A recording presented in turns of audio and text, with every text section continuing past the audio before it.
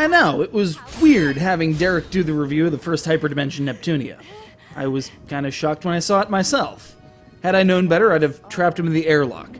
But ultimately, his assessment of the game was as accurate as any I could give. It's a dangerously clever idea, held back by some rather clunky RPG elements, and, well, I can't even begin to describe what's at play here, except that it makes me feel kinda uncomfortable.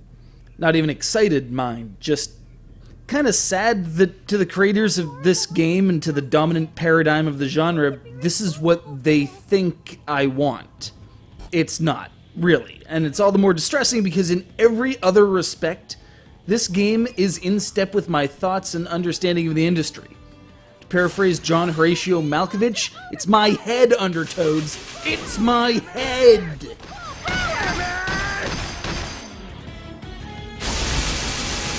Hyperdimension Neptunia Mark II chronicles the events occurring 3 years after its predecessor, where the personifications of the 3 current-gen consoles, and Sega just 'cause, are held captive in the...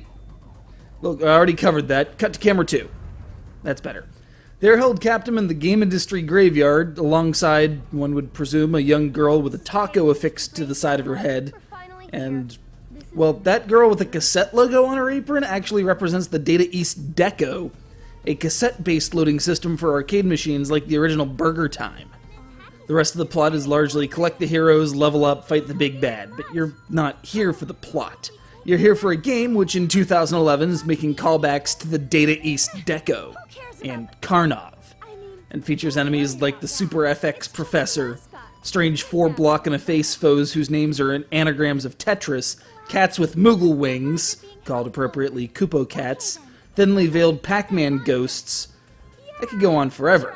It's kind of like Kill Bill. Anyone can watch and appreciate it, but the more familiar you are with Chambara, Gokuro, and Hong Kong action cinema, the more you get out of it.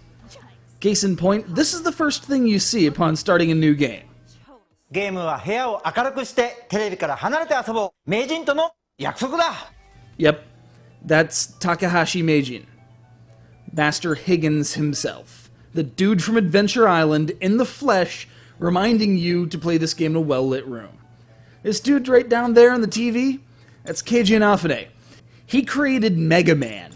And now he's chilling out in another in a series of Nipponichi / Idea Factory / Compile Heart / Gust co-productions. Also, all of those companies I just named, playable characters. As is your main character, Netgear, sometimes called GG, Gear, or let's just cut to the case, the Sega Game Gear. She's picking up the slack and trying to save her sister while dealing with the re-established R4 Syndicate, representing the R4 DS Flash Cart, fashionable amongst game pirates, and trying to enlist the aid of Sony's little sister Uni, aka the PSP, and Nintendo's twins, ROM and RAM, because they're the DS, get it? 2 of them. And just as you'd expect, Microsoft's got no little sister to offer, but her home defense force comes staffed by Cave, a skilled policewoman who's really good at moving accurately through hectic crowds.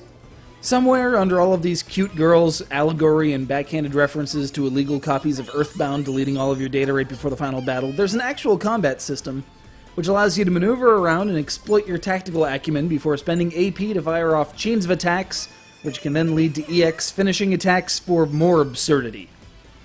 Ever since Cross Edge, these games have been getting more and more elegant with their battle mechanics, and Neptunia 2 represents the continuing refinement of these concepts.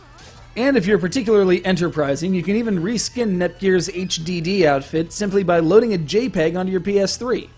You want Doraemon? You want Asuka? You want Blackrock Shooter? How about Mega Man? You can ask Enough King himself, he's right over there, still chillin'. Or if you particularly like leaks... Hyperdimension Neptunia is a dangerous game. The more you love games, their history, their quirks, their stories, the more you'll love this monstrosity. Unfortunately, the barrier to entry is some fairly questionable fetish content that I can't get comfortable with, and I was going to say try as I might here, but frankly I don't want to try.